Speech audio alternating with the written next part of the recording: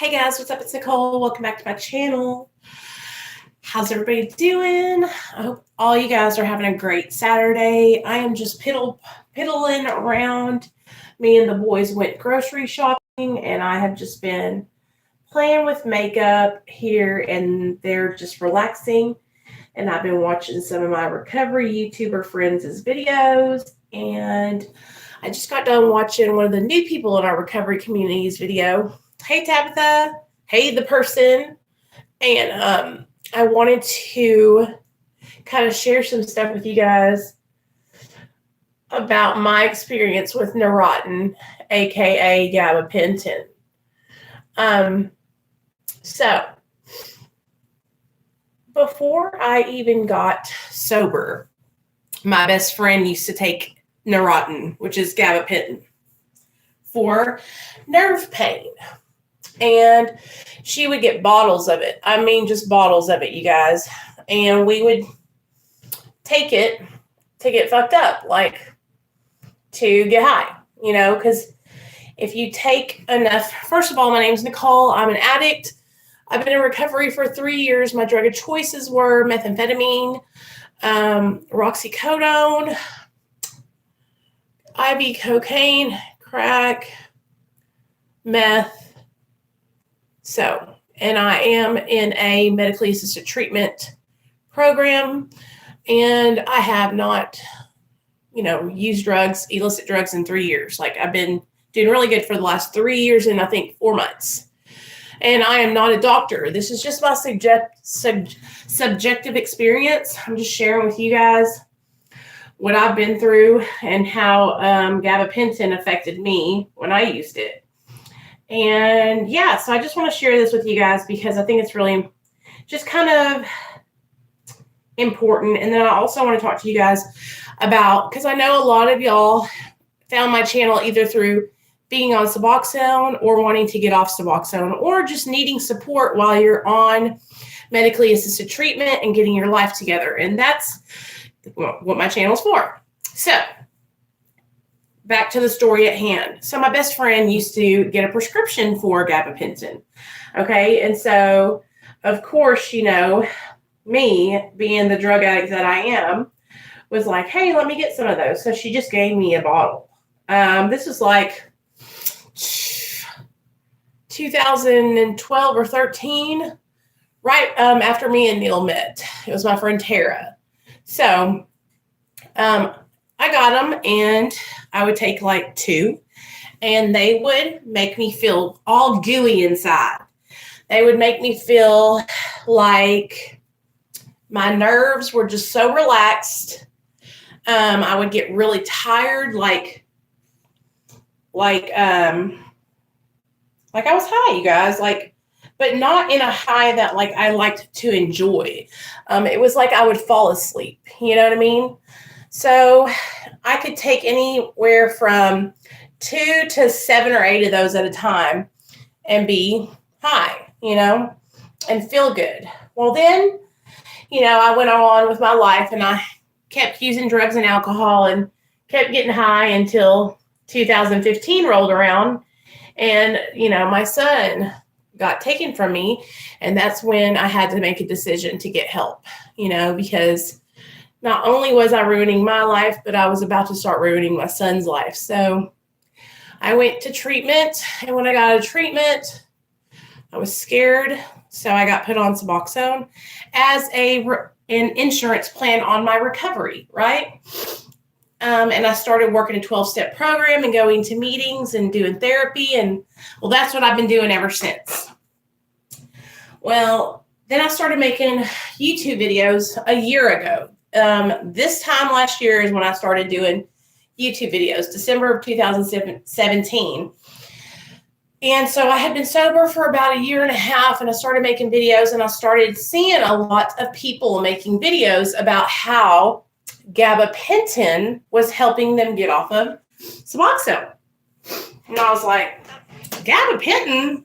What? Neurontin? I used to get fucked up off that shit,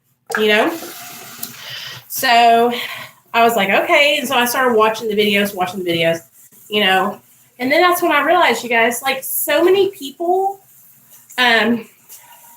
Yes, Jason, I was just going to say that same thing. But don't rush. I mean, you can get off of it. You'll be all right. Don't get discouraged, okay?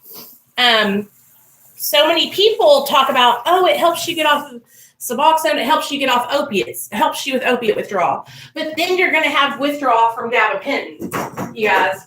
And so what it does is it goes into your brain and like your feel-good stuff that your brain makes, it totally stops it from doing that or something like that. I don't know. I'm not very versed in what it does. I just know that it's just as addicting as any other drug that you've been on. And just like, so here's the deal. When I'm ready to come off the Suboxone and get off of it, I'm going to have to, you know, like really taper down low and slow. So that way, you know, I can do this damn thing. But I just want to tell you guys, if you're struggling or you haven't, yes, it is. If you're struggling or you haven't like started to come off of, if you haven't even started a taper from any of your MAT medications, don't add gabapentin onto your list of things that you're going to have to come off of. You know what I mean? Just take it slow on your taper. Don't rush, you know, chill out. Don't add another thing onto the list. Do you know what I mean? I think a lot of the times that doctors will give it to people to like alleviate withdrawal symptoms. And I'm not really sure why, because now they're figuring out that people are abusing it. And like I said, taking it. But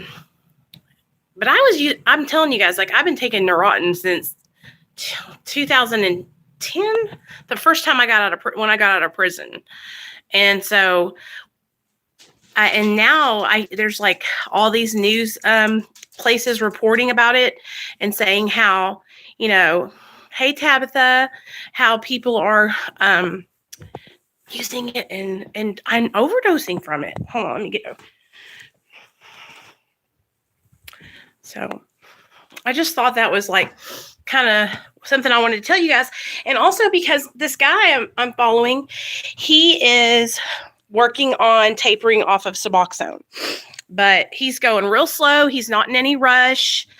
Well, he's not in any rush now, I think, because now he realizes like this isn't going to be like an overnight sensation. Like it's going to take a minute to come off of a high milligram of Suboxone and succeed at it.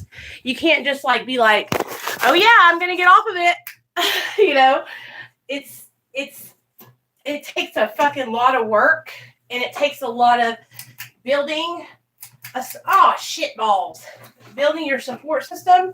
I wanted to come in here and talk to you guys. Okay. And like retraining your brain, because even like for me, and I know I talk about retraining the brain, I talk about getting support. Like even for me as a person who is on Suboxone, like I have had to retrain my brain to not automatically think, oh, I'm having a shitty day, let me overtake my Suboxone. You know what I mean? Even for me, like I still have to work on behaviors and addictive, that addict mentality that I had when I was in active addiction, even though I'm on maintenance, because my brain still wants to go to, hey, I'm having a shitty day. Let me take some medication to make me feel better, because I'm still learning how to cope and feel better on my own. And that's why I made this YouTube channel, so I could come here and talk to you guys about us all helping each other learn how to cope. And that's why it's so important to me to have this community here on my channel with you guys, because I need you guys to help me stay sober. I need you guys to help me stay accountable. Like, this shit goes through my mind all the time. And I just feel like people think, I don't know if that this is really what the way you guys feel, but I feel like people think, oh, my life, Nicole has just got this whole thing figured out. And I don't, you guys. I don't have this figured out. Like, I'm just trying to make it one day at a time like you guys are. And I hope you guys know that. Like, I really just want to help you guys. And the way that I help you guys is by sharing my experience and being honest and transparent with y'all. So for like Jason, my sweet Jason, don't get discouraged. Okay, you can get off gabapentin. You've got the opiate parts handled. Now, it's time to start tapering off GABA. And if you have to, tell your brother, hey bro, I'm going to give you these last pills and I want you to give me one until or one, and then give me half of one the next day, and then give me a quarter of the one the next day. You know what I mean? Until you run out. But you can do it. You guys, I'm obsessed with this freaking lipstick. It's freaking awesome. Like, I love it. It's like a lip balm / lipstick. So,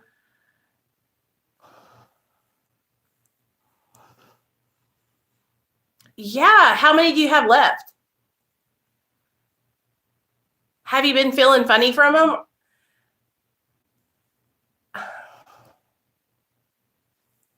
Have you noticed yourself wanting to overtake them? I know how it is, Jason. I did the same shit. I would overtake the fuck out of gabapentin. I mean, I wasn't even prescribed it, you guys. I would overtake it because I was taking it to get fucked up. Isn't this the cutest little lipstick? Like 20, I feel funny if I don't take them. Yes. And it's weird because they give you this, like, tell me if I'm right, this, like, loosey-goosey feeling. This, like, weird, like, mush feeling. Do you know what I'm saying? Look at this. Fucking beautiful ass. Look at that shift. Okay. Sorry, y'all know I'm obsessed with makeup. So, drunk. Yes. Yes. So, listen, when I was living in the halfway house, story time. When I was living in the halfway house, the first, after my friend got kicked out, that was my roommate, remember? They paired me up. They moved this other girl into my room that was, she was deaf. Okay. But she was so fucking cool. She was kind of like a goth chick, and she always had the best snacks because she was a chunky girl and I was super skinny because I was always high. This is my first time being in the halfway house, actually trying to be sober. So they paired me up with her. Well, she was prescribed GABA, and she would bring me an extra one every night. And I would take them motherfuckers after saving them up for a couple nights and be so fucked up. Isn't that funny? You guys, I swear to God, when I was using drugs and alcohol, I would use anything I could to get high.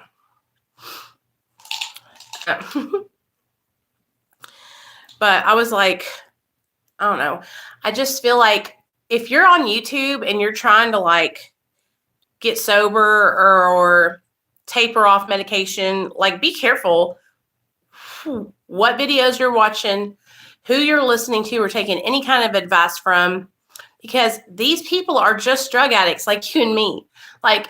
Nobody on here is a doctor. I mean, I don't even know if there's doctors on here. I'm sure there is, but if you're in the recovery community, we're all only sharing our subjective experience. When I come on here and I share stuff with you guys, it's my fucking experience. Just because my experience is different than yours doesn't make my experience wrong or make yours wrong. Do you know what I mean? I thought I heard something over there. all of our experiences are going to be different. So, oh man, just be very, very careful. Hey, Leah, what are you doing? I thought I'd come on and talk shit with you guys today. Mm-hmm. Did you guys see I've already went up to 606 subscribers? Crazy, huh? Okay, I was just sitting in here.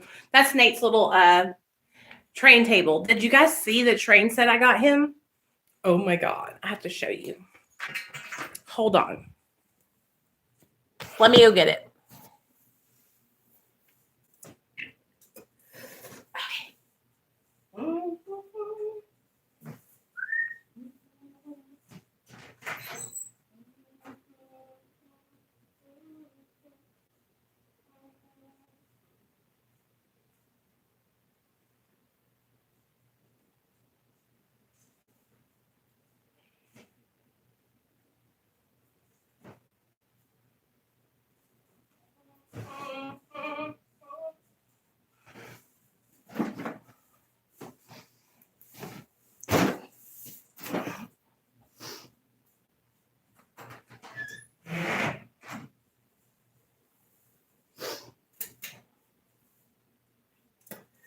Okay.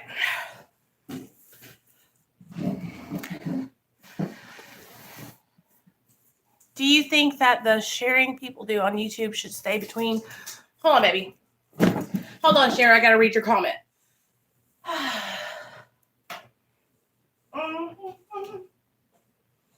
Okay. All right, hold on. Do you think that the sharing people do on YouTube should stay between the people? What do you mean? Like on our videos?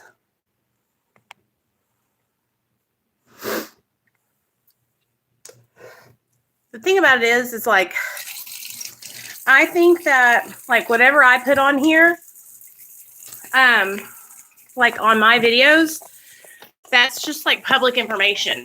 You know, I can't get mad if somebody comes over the channel and like watches it and then calls their friend and goes, "Did you see Nicole?" You know? But I think that like if there's people that are talking like people on the phone or like texting back and forth, and like, okay, for example, me and Jason talk on the phone a lot, because I'm going to be doing the steps with him. So if he told me something, I wouldn't come on here and talk to you guys about it because he told me that in confidence, and that's his anonymity. You know what I mean? But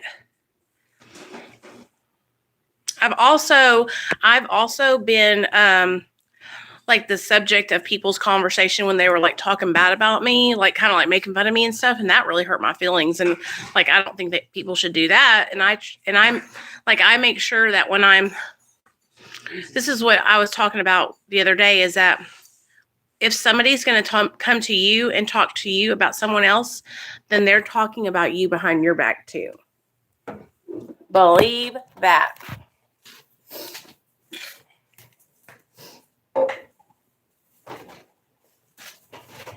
Is he not asleep yet? You can't lay there.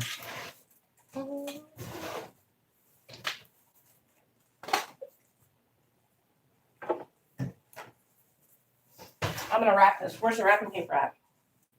In that long Christmas box in the front. Okay. Pass me those little gold things too. I want to try. Thank you, ma'am. Let me see what y'all are saying on here.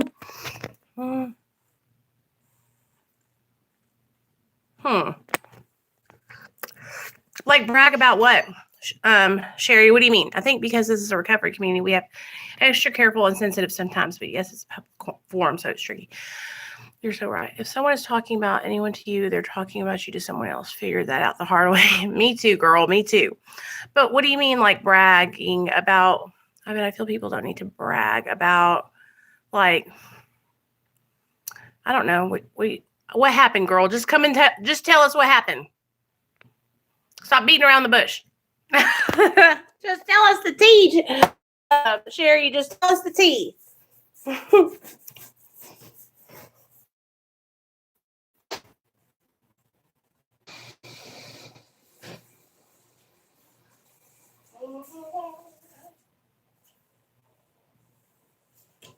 Hold on.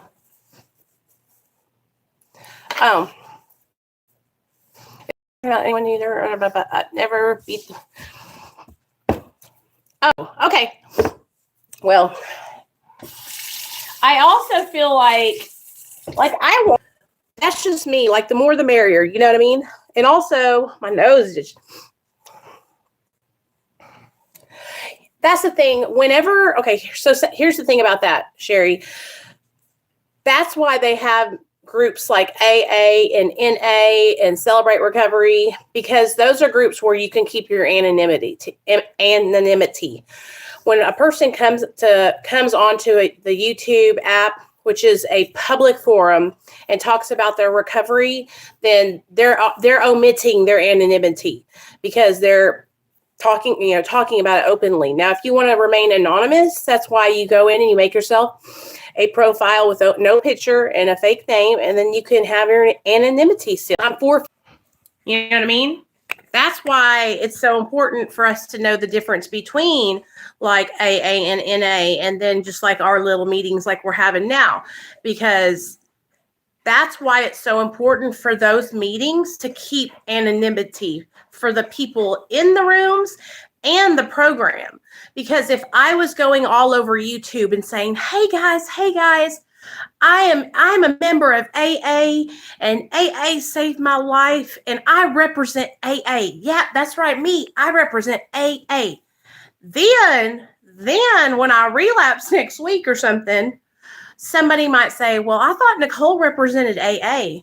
Oh, well, she relapsed last week. It didn't work for her. And then it would discourage people to try that way. So that's why it's important for the Alcoholics Anonymous and Narcotics Anonymous to have anonymity, because it protects the program and the people inside of it. Do you know what I mean? But here on YouTube, like, shit, girl, you might as well put me on the damn big screen, because everybody, I'm forfeiting that, you know. But if somebody did want to remain anonymous, then make a fake profile, you know. What happens to someone who breaks anonymity, like somebody who's in Alcoholics Anonymous that breaks it? I mean, that's your own personal choice to break your own anonymity, but it's against the principles of AA to act as if you are a representation of AA. And I mean, nothing happens to you. You can't, like, they can't do anything to you. What are they going to do? It's just against the traditions. You know what I mean? And your sponsor might say, hey, you know, I don't mind if you break your own anonymity, but let's not use Alcoholics Anonymous. Like, let's not say we represent Alcoholics Anonymous.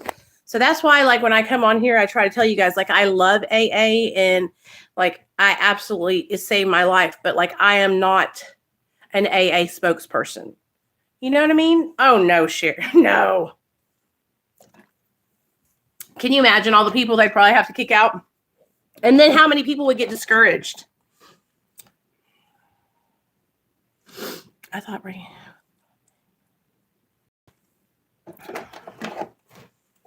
not saying Tim Allen. 10's the same.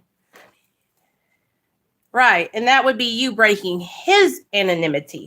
If you were like, hey, so-and-so goes to the same meeting as I am, but it's also it's also put in place to protect Alcoholics Anonymous as a whole. So other people won't be discouraged from trying it. Y'all feel me? Look at this train set, you guys. Look, this kid's gonna. Okay, it says Thomas and Friends Super Station. Change layout to fit any space. Do you see this? Do you say this? And then it comes with these trains right there, those guys. I also made lumps of coal for snack time. And do you know what lumps of coal are? They're double chocolate chips. Chocolate chip cookies. Like the really dark black color ones. So, and I put sugar on top of them and rolled them up in balls. And I call them lumps of coal. Okay, there's that. He's got that and then like 2 other toys in my trunk. So that fucking toy was $100. Shit's not cheap. I know. They were so freaking good. You guys know I had like 5 of them. Oh man, my ear itches.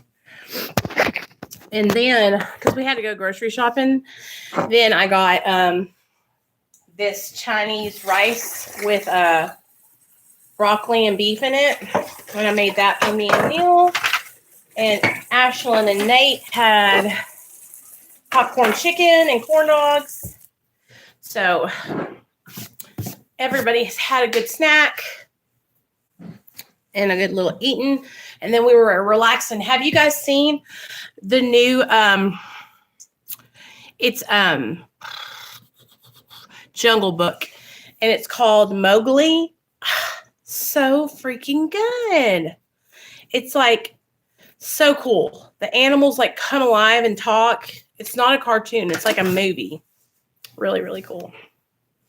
So anyway, I just wanted to come on here and give you guys a heads up about gabapentin, and just to be like really careful, because, you know, getting off one medication and then getting on another one, I don't want you guys to be in like a bad position. You know, it's best to just, here's the best thing you can do. If you're going to be on maintenance or you're already on it, the best thing to do is to take your freaking time and taper slow and low. And when you're ready, everything will fall into place. Just like we were talking about earlier today, you know, I'm not going to go jump off Suboxone because I need to make sure I'm stable. My family life is stable, my job, everything, you know what I mean? And so the same way I am, we all need to do that too. And we need to build up our recovery and our recovery support network. So if you're a new person and, you know, you're new in the community or you're new to sobriety, just take your time. There's really no rush. Just like we didn't get addicted to drugs overnight, just like we didn't get sick with our addictions overnight, we're not going to get well overnight. I was in my addiction for 13 years. Okay. I've only been sober for 3. And then it'll probably take me another a year and a half to jump off Suboxone. And then after that, I mean, it's all new. It's going to take time. So don't rush. Chill out. Sit back. Enjoy the ride. Get into some mindfulness meditation. Get into some support networks. Get yourself connected to other people who are in recovery, who are trying to do the next right thing. That's the deal. It's difficult to find people that are really trying to be honest and really want to change their lives. Because as human beings, it's hard for us to take a look at ourselves. And it's hard for us to admit we're failing or we're having a hard time. One thing that I've noticed about men in recovery is that they can never admit defeat. I thought I took a long time to surrender. Shoot. This is mango. I have been learning to take my damn time. I know. And that's that instant gratification. You know, I'm the same way. I think we all are. That was kind of chewy. Where's a good piece? Okay.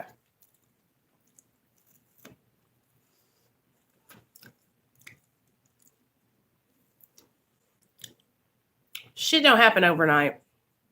We didn't get addicted overnight, you know?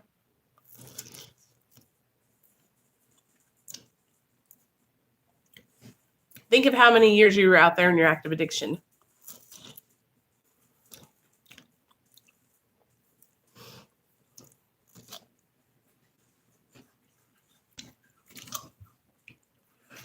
The thing is,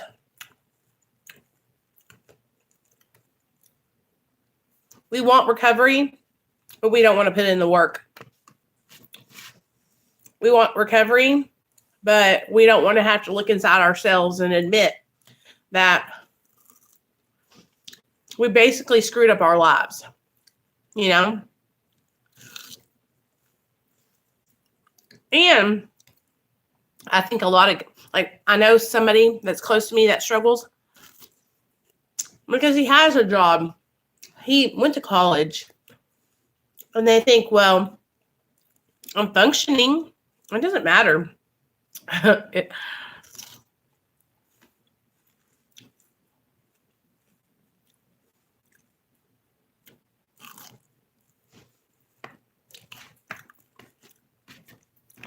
It'll all come crashing down. You know what I mean? I'm not trying to be negative or anything. I just think that, like, we think we're supposed to get sober overnight and that our lives are going to be like all better and we're not going to have any problems. And it's like, no, just because we get sober doesn't mean life doesn't happen, you guys. Just because we, you know, stop using drugs doesn't mean that our lives aren't going to still have fucked up shit going on. It just means that we're not going to be able to get fucked up over it. You know what I mean? Like, because that was how we, like, coped. Now, damn, this sucks. All these are hard. Pisses me off. What a waste. I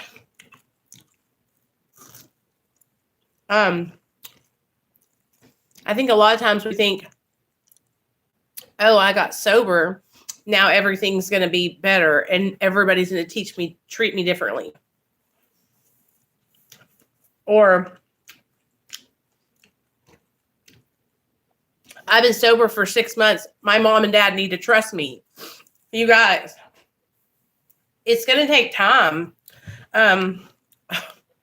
I bet you $500 my mom and dad still don't trust me. They might a little bit, but not like all the way. You know what I mean? And we have to, like, what I have learned in my recovery is that I really hurt a lot of people in my addiction. I was really selfish.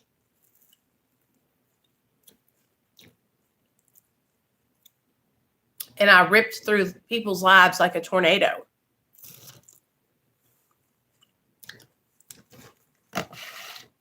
So now,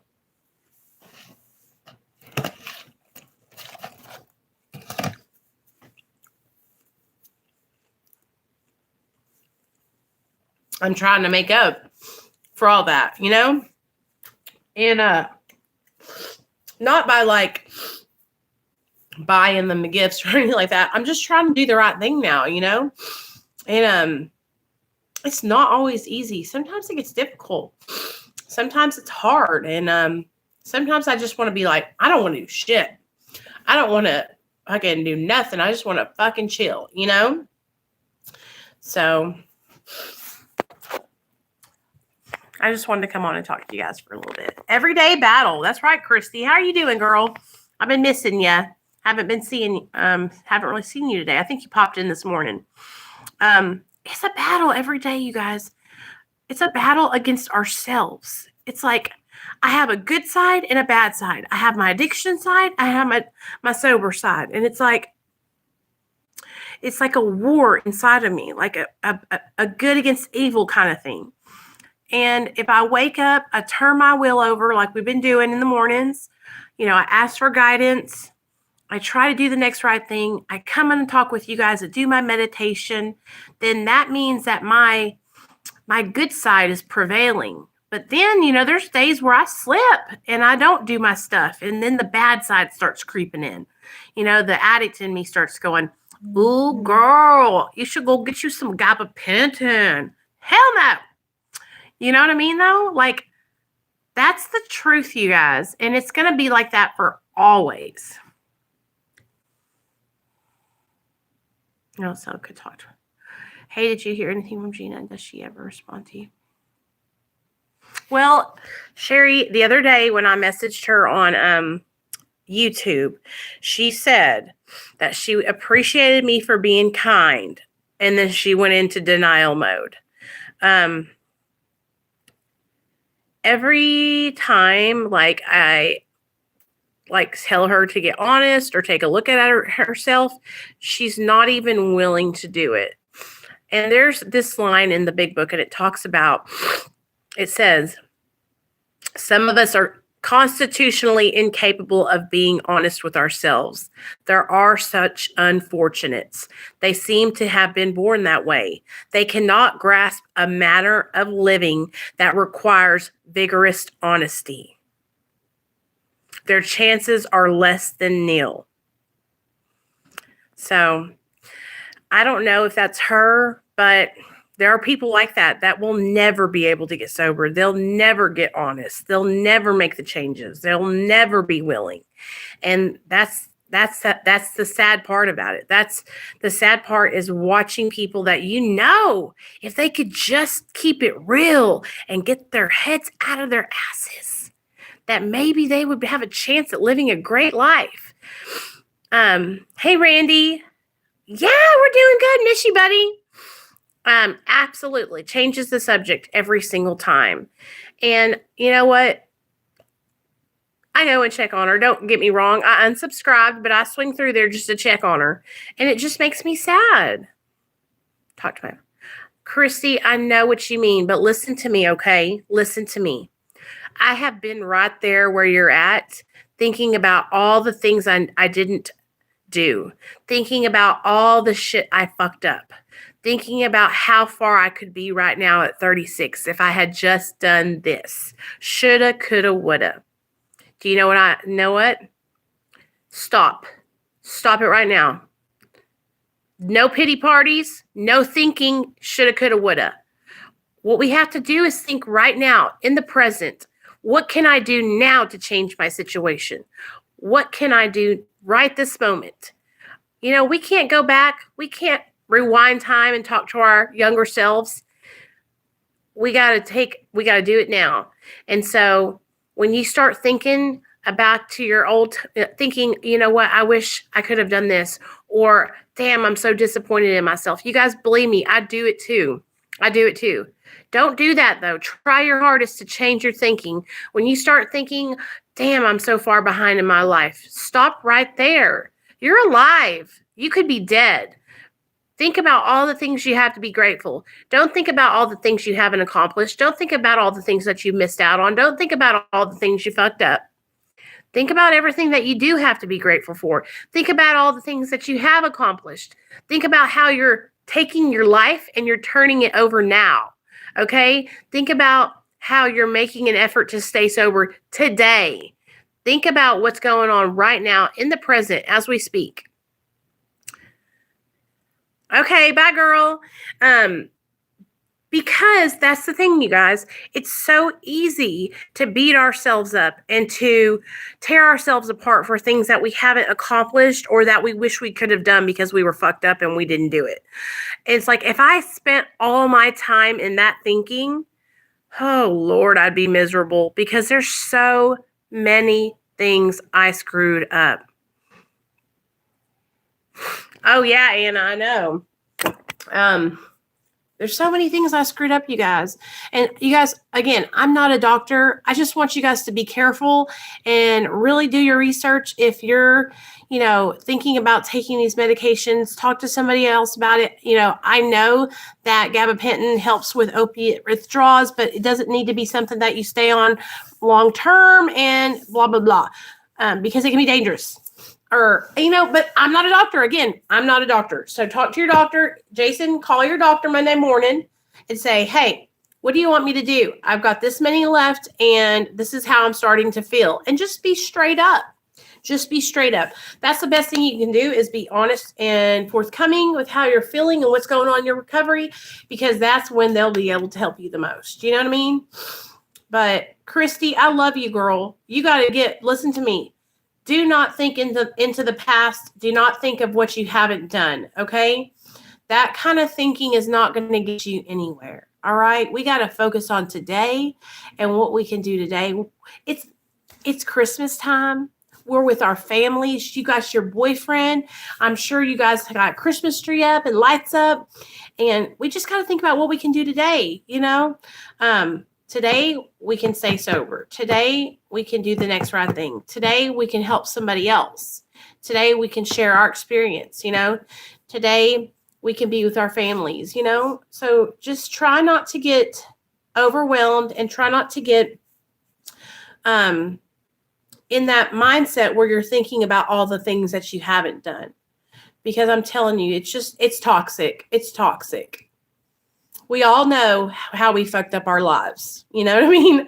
Like, I don't need to think about it all the time. It's just what happens is when we're in that negative self-thinking, it's a trap. I always compare myself and my life with my twin sisters. It sucks. You're right. We all have regrets. The only thing to do now is to stay on track, moving forward. That's right. I think about the past all the damn time. I know it makes you feel like shit. Trying to think positive because I was such that. Yeah. And so Tabitha, okay, comparing yourself to your sister. Wow. I can totally relate to that, because you know what? I have two little sisters, and my middle sister is an addict like I am. And then my baby sister is perfection. But the only way I've ever compared myself to my sister is I wish that I had made good choices like she did. You know what I mean? But you're your own person, and until you can realize that and you can accept that, you know what, your twin sister is not you and you're not her, then that thinking is going to bring you down. All right, Jason, love you. Get some rest, buddy, okay? I'll talk to you later. Good night. I'm sorry about the gabapentin thing. I hope you're not upset. I just wanted to make sure that you guys knew about that.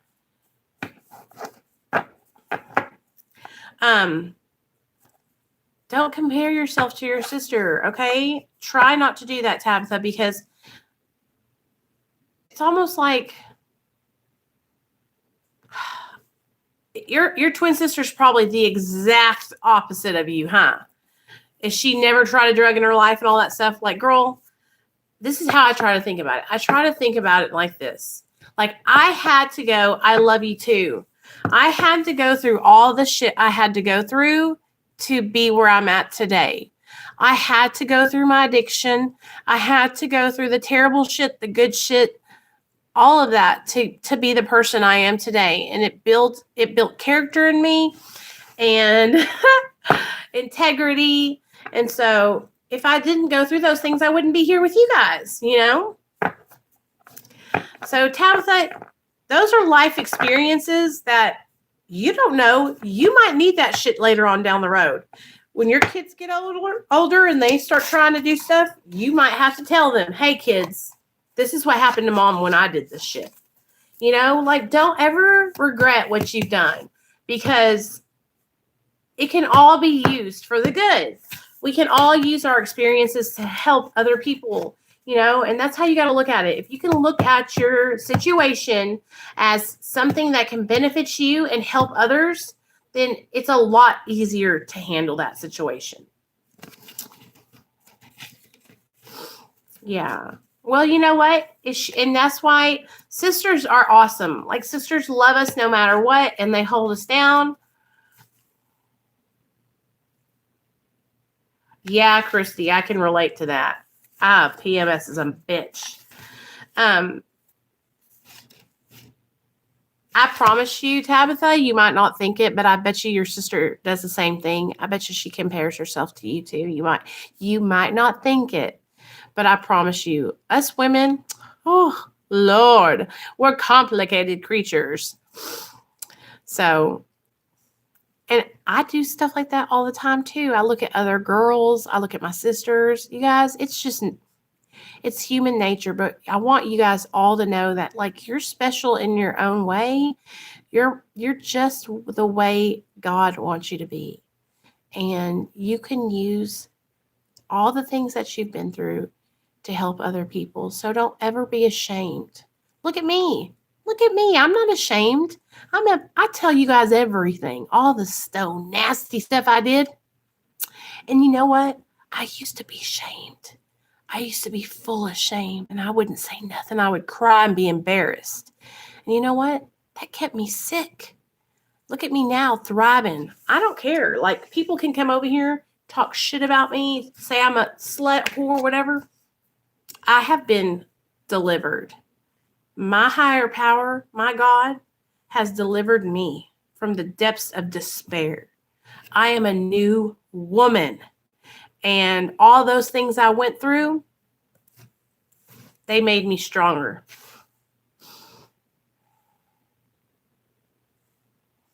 It is, Christy, it is liberating. When I tell you guys some of this stuff, it's like it used to weigh me down. Those things used to drive me insane. Those things used to keep me using. Those things used to keep me embarrassed. And now it's like, no, I'm not embarrassed. Like, look at me. Like, I have overcome that shit. You know, I have overcame it. How did I get through the shame? I started sharing my experience with other people. You know, the more people that I met in Alcoholics Anonymous, and the more people that I've met here on my channel that say, oh, I've had that happen to me too. And it's okay if you're not there yet, but it will come. And that's the thing. That's why we have to practice. We have to practice, working on our recovery. We have to practice all of our positive affirmations, our daily meditation, our prayers, our mindfulness. The more you practice these things, and also, like I said, you guys get somebody that you can talk to one-on-one about anything, whether it be a therapist or a sponsor or a mentor or whatever. Get one person that you can talk to. I promise you that in 6 months to a year, you'll be on the other side of that shame, and you'll be ready to share your experience and help other women and help other men. I kept that secret about being raped for years. Nobody knew, not even my mom. And that shit was this. I was so embarrassed. And I also thought it was my fault because I was high, because I was on drugs, because I was at this guy's, and I wouldn't tell nobody. And now it's like, fuck that. That's not my fault. Nobody deserves to be, fuck that. And that's why I share my experience, because then other women come to me and they say, that same shit happened to me. And fuck that, Nicole, you're right. I didn't deserve that. It's not my fault.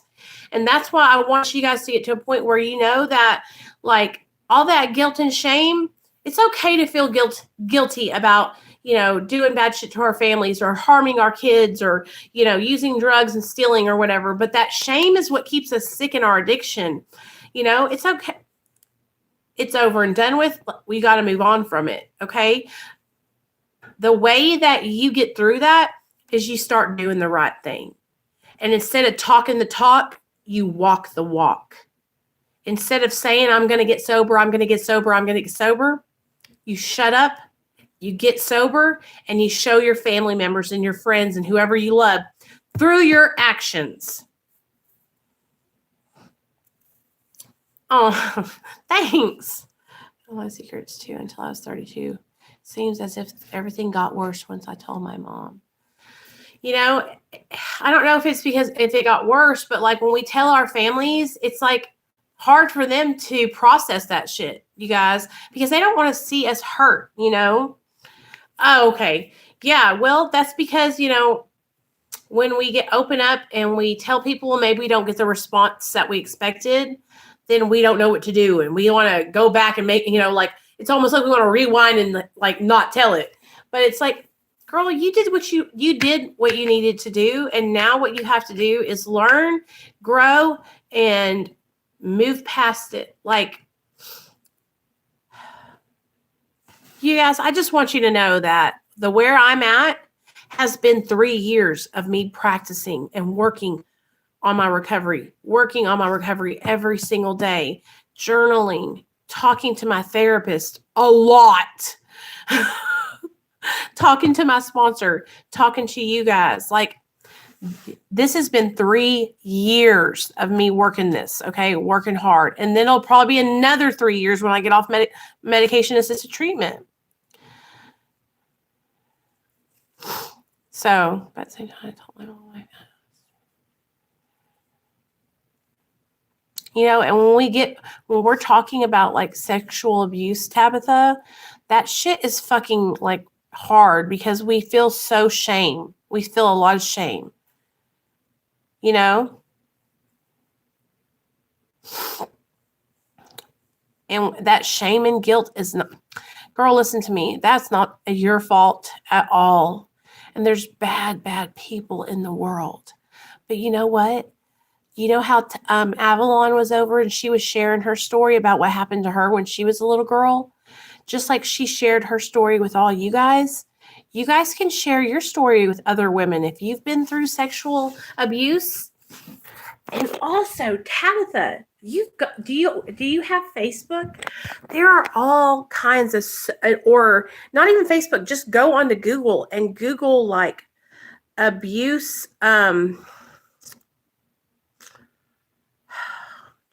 what is it called? It's like that Me Too movement.